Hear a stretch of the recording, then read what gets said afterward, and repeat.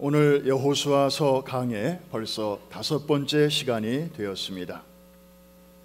성경에 나오는 기적 중에서 물이 갈라진 기적이 크게 2번 나옵니다. 하나는 홍해, 또 하나는 요단강. 여러분, 어떤 차이가 있습니까? 똑같이 물이 갈라졌는데 약간 다르지요. 홍해는 하나님이 먼저 갈라놓으시고 그 다음에 백성들이 건너게 하셨습니다. 반면에 요단강은 백성들이, 특별히 법궤를 맨 제사장들의 발이 물속에 먼저 들어가게 하시고 그 다음에 물을 갈라서 백성들이 건너게 하셨습니다. 왜 하나님이 이렇게 다르게 하셨을까요? 왜 홍해를 건널 때, 요단강을 건널 때처럼 발을 먼저 담가야 갈라지게 하지 아니하셨을까요? 그리고 왜 요단강을 건널 때 홍해를 가르실 때처럼 먼저 갈라놓으시고 백성들로 하여금 건너게 하시지 않았을까요? 그 결정적 이유는 훈련입니다. 광야의 훈련이 있었느냐 없었느냐의 차이입니다. 여러분, 홍해 사건이 있기 전에 이스라엘 백성들은 400년 이상 이집트에서 종살이를 해야만 했습니다. 여러분, 종살이, 노예 생활의 특성은 자기 스스로 알아서 하는 일이 거의 없다는 것입니다. 그냥 시키는 일만 하면 되는 것입니다. 간혹 노예 중에 주인이 시키지도 않았는데 발룬티어로 알아서 뭔가를 하는 종들도 있을 수 있겠죠. 그렇다고 해서 다 칭찬을 받느냐? 그것도 아니에요.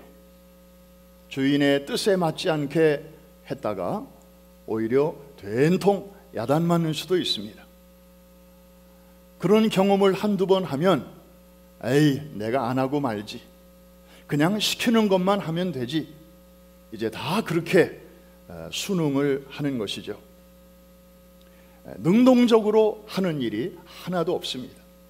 그냥 시키지 않으면 가만히 있으면 되고, 시키면 그것만 하면 되는 것이 400년 동안 이스라엘 백성들이 누렸던 생활이었고 문화였고,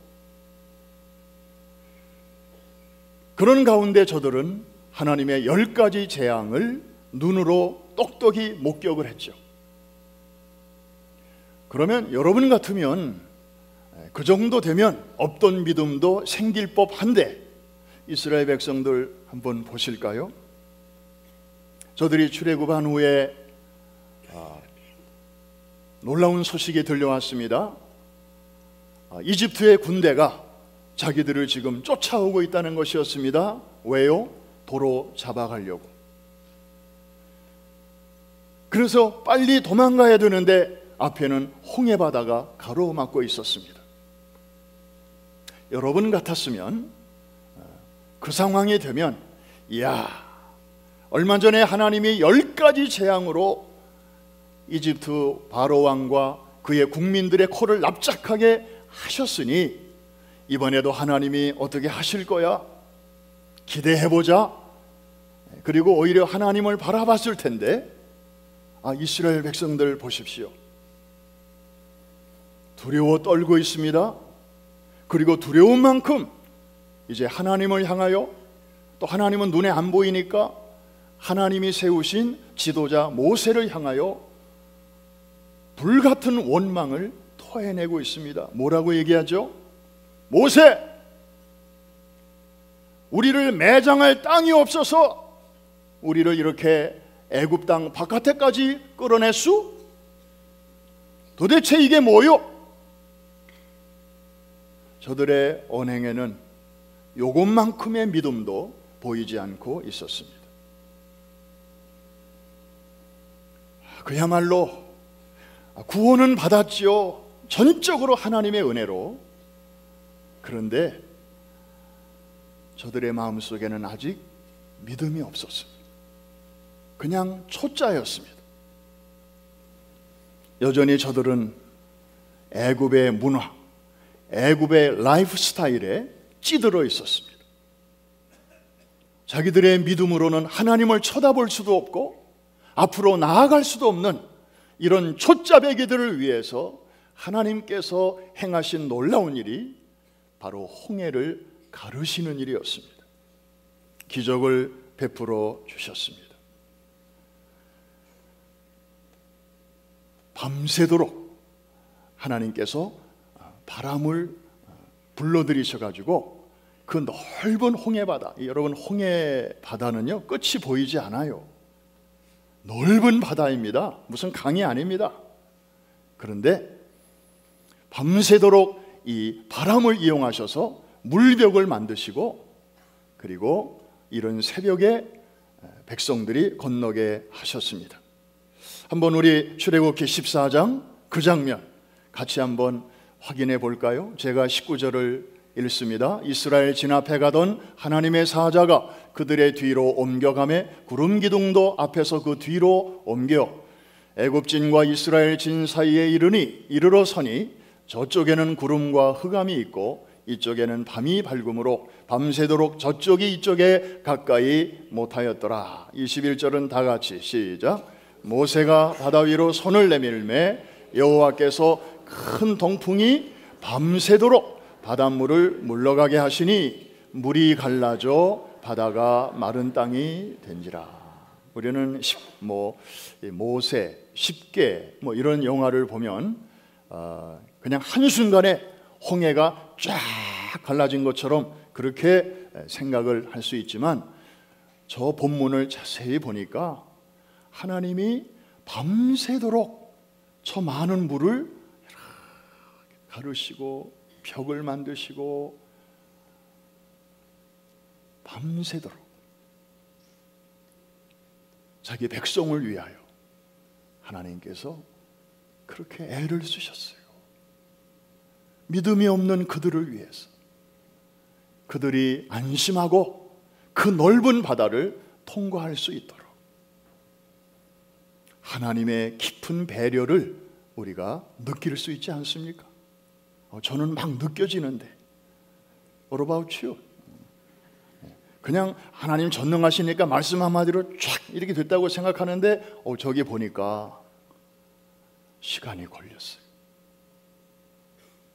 하나님이 얼마나 저기에 마음을 쓰시고 그냥 자기 백성들 두려움에 떠는 저들을 위해서 이렇게 길을 내셨는지 모릅니다. 이게 홍해 사건입니다. 믿음이 없는 자들을 위하여 하나님이 다 해주신 것, 이게 홍해 기적이었습니다. 그리고 저들은 이제 광야로 들어간 것입니다. 광야의 40년 생활은 한마디로 400년 동안 애굽에서 찌들었던 그 애굽의 문화, 애굽의 신앙, 애굽의 그 사상을 떨쳐버리고 이제 곧 들어가게 될 가나안 땅, 하나님이 예비해 주신 그에서 하나님의 백성답게 살 수 있도록 저들의 생각을 바꾸고 신앙을 바꾸고 문화를 바꾸는 하나님의 학교, 이게 바로 광야였습니다. 한번 따라해 주시기 바랍니다. 광야는 하나님의 학교이다. 교장 선생님은 누구요? 하나님이시고 교과서 텍스트북은 뭘까요? 3권이에요. 레위기, 민수기, 신명기. 레위기는 주제가 뭡니까? 내가 거룩하니 너희도 거룩하라. 민수기의 주제는 무엇입니까? 너희는 이제 그냥 군중이 아니라 하나님의 군대다. 그래서 광야에서 만나는 여러 가지 어려움들을 통해서 그 속에서 하나님의 군대로서의 영적인 맷집을 키우는 그런 목적으로 하나님이 주신 책이었어요. 그리고 마지막으로 신명기는 어떤 책입니까?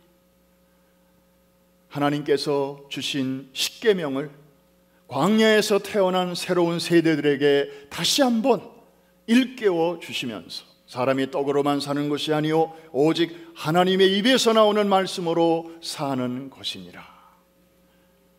가나안 땅에 들어가서도 그 땅의 문화를 쫓아 살지 말고 영원한 하나님의 말씀을 쫓아 살거라. 자기 백성을 진리로 무장시키시는 책이 바로 이 신명기였어요. 어느새 광야 40년 훈련을 겪는 동안에 백성들은 갑자기는 아니었지만 서서히 하나님의 사람들로 그렇게 바뀌어 가고 있었습니다. 하나님이 왜 저들을 출애굽하자마자 바로 가나안 땅으로 집어넣지 아니하시고 광야라고 하는 중간지대 하나님의 학교에 입학시키셨는가에 대하여 신명기 8장 2절 이하에서는 다음과 같이 우리에게 소개해 주고 있습니다. 여러분들이 너무나 잘 아시는 말씀이고 그리고 여러분들과 직결되는 말씀이기 때문에 우리 석절의 말씀을 우리 같이 한번 큰 소리로 읽겠습니다. 시작. 내 하나님 여호와께서 이 40년 동안에 내게 광야길을 걷게 하신 것을 기억하라. 이는 너를 낮추시며 너를 시험하사 내 마음이 어떠한지 그 명령을 지키는지 지키지 않는지 알려 하심이라. 너를 낮추시며 너를 줄이게 하시며 또 너로 알지 못하며 내 조상들도 알지 못하던 만나를 내게 먹이신 것은 사람이 떡으로만 사는 것이 아니요 여호와의 입에서 나오는 모든 말씀으로 사는 줄을 내가 알게 하려 하심이니라. 이 40년 동안에 내 의복이 헤어지지 아니하였고. 아멘. 하나님은 자기 백성을 광야에서 저렇게 훈련시키시고 연단시키셨습니다. 자, 이 훈련이 지난 후에 드디어 저들은 약속의 땅으로 들어갈 역사적 순간이 저들 앞에 다가왔습니다. 이제 이 요단강만 건너면 되는 것입니다. 이때 하나님께서 요단을 어떻게 건너게 하셨다고요? 우리 한번 본문 여호수아 3장 8절을 여러분들이 잘 보시기를 바랍니다. 홍해를 건널 때와 어떤 차이가 있었는지 함께 읽을까요? 시작. 너는 언약궤를 맨 제사장들에게 명령하여 이르기를 너희가 요단 물가에 이르거든 요단에 들어서라. 한번 따라해 주시기 바랍니다. 요단에 들어서라. 혹시 저기에 내가 먼저 물을 갈라줄 테니 그 다음에 너희가 들어서라 이렇게 말씀하셨나요? 아니에요. 먼저 들어서라. 그리하면 내가 I will do something for you. 홍해와 비슷한데 순서가 바뀌었습니다. 홍해는 하나님이 먼저 갈라줄 테니 너희는 안심하고 건너라. 이 촛자배기들에게 하나님이 그렇게 해주신 것이고, 이제 40년 이 광야 학교를 거의 졸업하기 직전인 이 상급생들에게는 하나님께서 어떻게 대우를 해주셔요? 너희가 먼저 들어서라. 그리하면 내가 너희를 위하여 갈라줄게. 차이가 느껴지십니까? 여러분, 그 당시에 요단강은요 모맥을 거두는 시기라 그랬습니다. 즉 추수기라 이런 말입니다. 여러분, 이스라엘은 비가 많지 않습니다. 그래도 1년에 2차례 큰 비가 내립니다. 하나는 이른 비, 또 하나는 늦은 비. 이른 비는 농부가 씨를 뿌리기 직전에 하늘에서 내려오는 비입니다. 땅을 부드럽게 만들어 주어서 농부가 뿌리는 씨가 땅에 잘 이렇게 심기를 수 있도록 도와주는 고마운 비가 이른 비예요. 그리고 이제 가을쯤이 돼서 추수기가 되면 하늘에서 또 한 번 비가 내리게 되는데 이걸 겨울비라고도 하고 늦은 비라고도 합니다. 이건 뭐냐 하면 추수를 앞둔 그 수확물들에게 이 결실을 재촉하기 위해서 하늘에서 내려주는 고마운 비가 이게 늦은 비예요. 그래서 이곳이 이제 영적으로 이게 디벨롭이 돼서 늦은 비가 내린다고 하는 것은 추수가 가까웠다는 것이다. 영적인 추수, 주님 다시 오실 날이 가까웠다는 그 증거 중에 하나가 늦은 비의 역사인데, 다시 말하면 말세에 성령의 충만한 역사가 다시 한번 온 땅에 일어나게 될 것인데, 이것을 늦은 비라고 우리가 해석하는 것입니다. 어쨌든 지금 이 이스라엘 백성들이 요단강 앞에 서 있는 이 시기는 계절적으로 이 늦은 비가 많이 내리는 그런 시기였습니다. 그래서 요단 강물의 수위가 이렇게 올라갔습니다. 양쪽 언덕까지 찰랑찰랑 할 정도로. 그래서 평소에는 그냥 굳이 배를 타지 않고도 얼마든지 건널 수 있는 그런 정도지만, 이때가 되면 사람이 맨몸으로는 건너기가 어려웠던 것이죠. 장정만 60만, 어린이와 아녀자 노인까지 합치면 약 200만. 이 많은 사람들이 이 요단강을 맨몸으로 건널 수가 없었습니다. 이때 하나님께서 말씀하신 내용이 바로 저것입니다. 여호와의 법궤를 맨 제사장들이 물가로 들어서라. 그리하면 내가 그 물을 갈라주리라. 저는요, 이 말씀을 묵상하다가 저렇게 말씀하신 게 얼마나 고마운지. 예를 들어서 물가로 들어가는 것 가지고는 안 되고, 이게 무릎까지 차는데도 아무 일도 일어나지 않고, 이게 턱 밑까지 찼는데도 아무 일도 일어나지 않고, 우리 몸이 완전히 세례받을 때처럼 완전히 물속에 잠길 때 비로소 물이 열리리라. 하나님이 이렇게 말씀하셨다면, 저같이 수영을 잘 못하고 물을 무서워하는 사람은요, 아예 들어가지 못할 것 같아요. 그런데 오늘 주님께서 말씀하시기를 그냥 물가로 들어서라. 그리하면 내가 일하리라. 우리 하나님 참 멋지신 분이에요. 저 같은 사람이 있을까 봐. 그리고 아무리 말씀을 하셔도 아유, 그래도 물이 갈라져 줘야 내가 들어가지. 이렇게 아주 그냥 안전 위주로만 가는 그런 사람들이 있을까 봐 하나님께서는 이렇게 말씀하신 것입니다. 저는 고향이 경기도 안성입니다.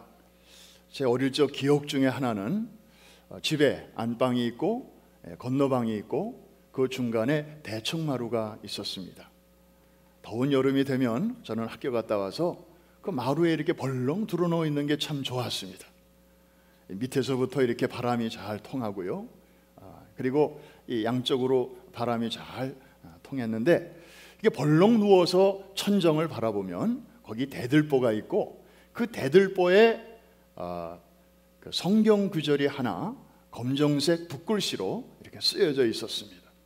누가 그렇게 썼는지는 모르지만 하여튼 이 집을 지을 당시에 어느 누군가가 이 구절을 여기다가 써주십시오 해가지고 넣었을 것이 분명하죠. 거기에 이런 구절이 쓰여져 있었습니다.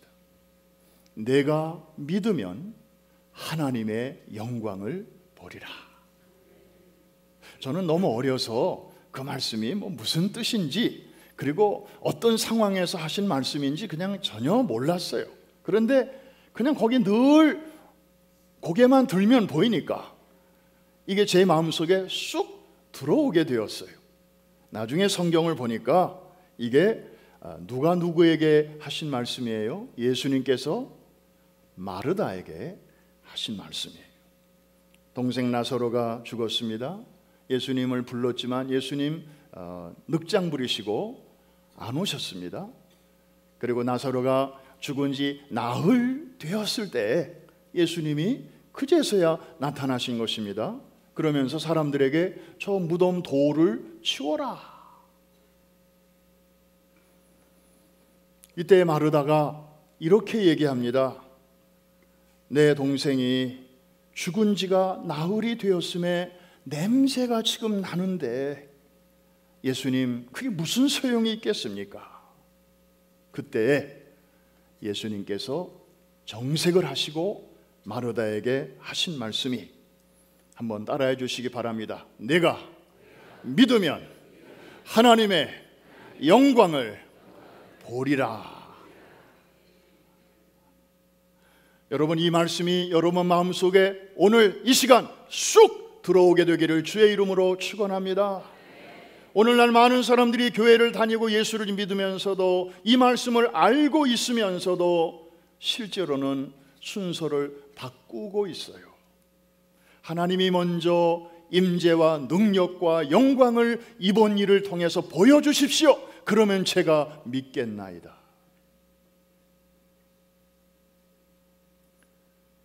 이게 홍해 신앙입니다. 이번 이 문제가 좀 잘 해결되게 좀 해주십시오. 그러면 제가 하나님이 여전히 살아계신 것을 제가 믿고 주변 사람들에게 간증하겠나이다. 이게 홍해 신앙입니다. 오늘날 많은 사람들이 광야의 훈련을 받을 만큼 받았으면서도 신앙생활을 할 만큼 했으면서도 여전히 2단계에 머물러 있는 분들이 너무나 많습니다.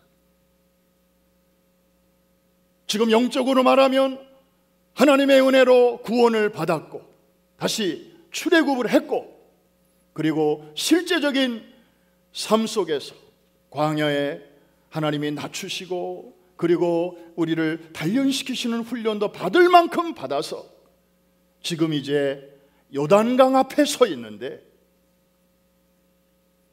저들은 아직도 홍해의 기적을 바라고 있다 이 말입니다. 이제는 이들이 초등학생이 아니고 하나님이 보실 때는 대학생이 되었는데도 여전히 초등학생 다루듯이, 여러분 애들은요 부모가 웬만한 거 다 해줘야 돼요. 라이드도 줘야 되고요. 그 다음에 뭐 옷도 지가 뭐 사겠어요. 부모가 다 이렇게 사줘야 되고, 애들 때는 부모가 그렇게 해주는 거예요. 그런데 대학생이 됐는데도 여전히 라이드 부모가 줘야 되고, 그리고 뭐 옷도 부모가 사줘야 되고, 이러면 그런 사랑과 정성을 받는 대학생 정말 기분 나빠요. 아, 부모가 나를 아직도 애 취급하는구나. 차라리 돈을 주면서, 카드를 하나 주면서 네 취향에 맞는 거 네가 사라. 그리고 네가 운전해라. 뭐 이렇게 기회를 주는 거죠. 그렇다고 해서 자녀에게 대한 관심이 없느냐? No. 여전히 사랑하죠. 그런데 대우를 해주는 겁니다. 하나님의 마음이 바로 이와 똑같은 것입니다. 한 번 더 따라해 주시기 바랍니다. 내가 믿으면 하나님의 영광을 보리라. 여러분, 이 단계까지 다 한 분도 빠짐없이 올라가게 되기를 주의 이름으로 축복합니다. 어쩔 수 없이 교회는 합반이기 때문에 믿음의 그 연조가 높은 오래된 분도 계시고, 또 오늘 처음 나온 분도 계시고, 뭐 다양해요. 어느 한 가지로 다 이렇게 천편일률적으로 할 수는 없습니다. 그래서 그런 분에게는 또 하나님께서는 이렇게 홍해의 기적을 지금도 베풀어 주고 계시고, 또 훈련 잘 받으신 분들에게는 하나님이 얼마든지 홍해와 같은 방식으로 하실 수 있지만 요단강식으로 그 길을 열어주시는 것입니다. 히브리서 5장을 보면 때가 오래되었으므로 하나님의 말씀의 초보에서 속히 벗어나라고 우리에게 말씀하고 있습니다. 히브리서 6장 1절에 보면 그리스도의 도의 초보를 버리라고 말씀하고 있습니다. 우리 교회는 이제 40년이 훌쩍 넘었습니다. 우리 교회를 거쳐간 성도들의 그 숫자를 우리가 다 정확하게 알 수는 없지만 최근에 등록하시는 분들에게 부여되는 이 교인 번호로 추정해 보면 약 3만 5천 명 정도가 우리 교회를 40여 년에 걸쳐서 다녀가셨습니다. 그 중에 많은 부분은 천국에 가신 분도 계시고 또 타주로 이사 가신 분도 계시고 그리고 많은 분들이 그 오랜 세월 우리 프라미스 교회를 통해서 훈련을 잘 받으셨습니다. 우리 재직들만 제가 대충 따져보니까 교역자, 직원, 장로님, 권사님, 안수 집사님, 서리 집사님까지 1000명이 훌쩍 넘어갑니다. 이런 분들은요 정말 신앙의 연수도 그렇고 그리고 우리 교회 같이 세계적인 사역을 많이 하다 보니 크고 작은 경험도 많이 하신 분들입니다. 우리 재직들을 생각해 볼 때 저는 그런 생각이 들어요. 이분들 앞에는 하나님께서 더 이상 홍해의 기적은 베풀지 않으실 것이다. 왜? 여러분들은 영적으로 훈련을 받을 만큼 받은 분들이기 때문에 광야 학교를 상당 기간 여러분들이 공부를 하셨기 때문에 여러분들에게는 요단강 스타일로 여러분을 인도하실 것이다. 별로 아멘을 안 하시는데 그러면 여전히 홍해의 기적을 바라실 것입니까? 몸은 요단강 앞에 있으면서 마음은 홍해의 기적을 바라고 계시겠습니까? 너무 이상한 거죠. 하나님은 그 사람의 수준 그리고 그 상황에 맞추어서 인격적으로 여러분을 대우해 주십니다. 제가 하나 물어볼 테니까 정직하게 한번 대답해 주시기 바랍니다. 여러분들이 지금 요단강 앞에 서 있습니다. 그리고 하나님은 오늘도 말씀하십니다. 내 앞에 여러 가지 문제가 있지? 자, 잘 들어. 내 약속의 말씀을 앞세우고 요단강에 들어서 그러면 내가 도와줄게. 하나님은 오늘도 이렇게 말씀하시는 줄로 믿으시면 아멘. 그 다음 중요한 질문이 이제 나갑니다. 그래도 하나님, 저에게는요 홍해처럼 해주세요. 미리 다 갈라주세요. 그러면 제가 믿음으로 당당하게 걸어가겠습니다. 이런 마음을 가지신 분들 아멘. 걱정했습니다. 혹시 조시다가 그냥 아멘 하라니까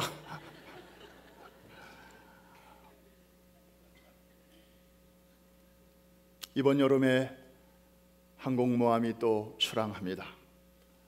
영적인 작전을 세계 각처에서 그리고 국내에서 하게 됩니다. 프라미스 가족 여름 수양회를 시발점으로 해서 아프리카 케냐의 뮤지컬 선교 그리고 멕시코 3개 도시에서 약 6만 명의 아이들을 대상으로 하는 축구 선교 그리고 매년 이맘때 수백 명의 아이들이 몰려오는 여름 학교와 여름 캠프 그리고 이제 곧 멕시코로 떠나는 중고등부와 PIF 젊은이들의 단기 선교, 또 알래스카 국내 선교, 그리고 7월과 8월에 있을 코리아 에클레시아와 또 뉴욕 에클레시아, 수많은 영적인 작전들이 이제 펼쳐지게 됩니다. 하나님의 선교는 사람이 있어야 되고 물론 물질도 있어야 됩니다. 그러나 그것만 있다고 되는 것은 아닙니다. 그것만 가지고 된다면 교회나 회사나 다를 바가 없습니다.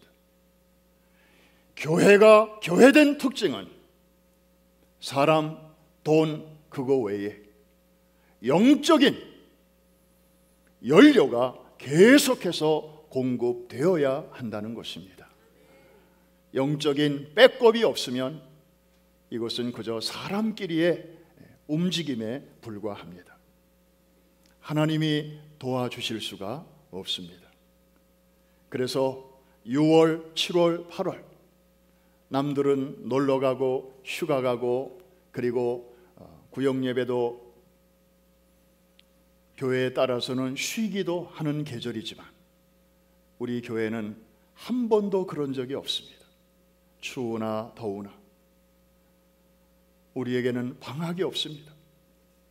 그래서 이 무더운 여름에 우리가 금요일마다 함께 모여서 정말 하나님이 열어주시는 이 거대한 영적인 작전을 성공적으로 잘 수행하기 위해서 모여서 기도해야만 합니다.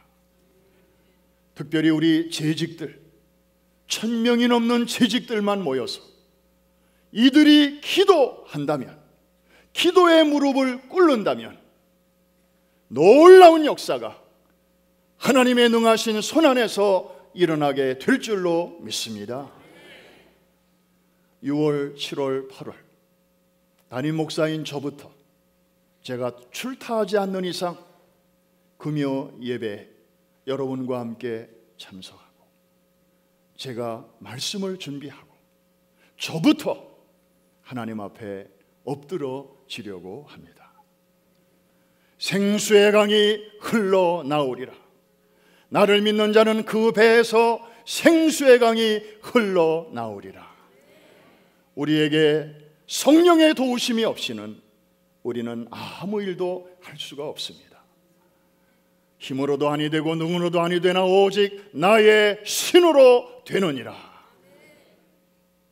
오순절 교회, 오순절의 DNA를 품고 다음 세대들에게 전해주어야 할 우리 교회, 이번 여름이 기대가 됩니다. 여러분, 선교에 유명한 구호가 있잖아요. 가든지, 그 다음에 어떻게 하든지, 보내든지. 여러분, 이번 여름에 할 수 있으면 선교의 현장에 여러분들이 직접 시간을 내서 비행기 티켓도 사시고 한번 가보실 수 있기를 주의 이름으로 권면합니다. 고마운 것은 우리 교회 이삭선교회 하면 연세가 제법 있으신 분들이 모이신 선교회인데 이번에 축구 선교회 가시겠다고 벌써부터 많은 분들이 이제 준비를 하시고 티켓도 사시고 좀 그러고 앞장서고 계세요. 얼마나 제가 고마운지요. 그런데 사정상 가실 수 없는 분들이 또 더 많이 계시잖아요. 그런 분들은 다른 방법이 있습니다. 보내든지. 보내는 방법은 크게 두 가지가 있습니다. 내가 가야 되는데 갈 수 없으니까 가는 시간만큼 교회에 나와서 엎드리는 것입니다. 기도로 보내는 것입니다. 그리고 가는 데 들어가는 비용만큼 선교를 위해서 주님께 드리는 것입니다. 한번 따라해 주시기 바랍니다. 가든지 보내든지.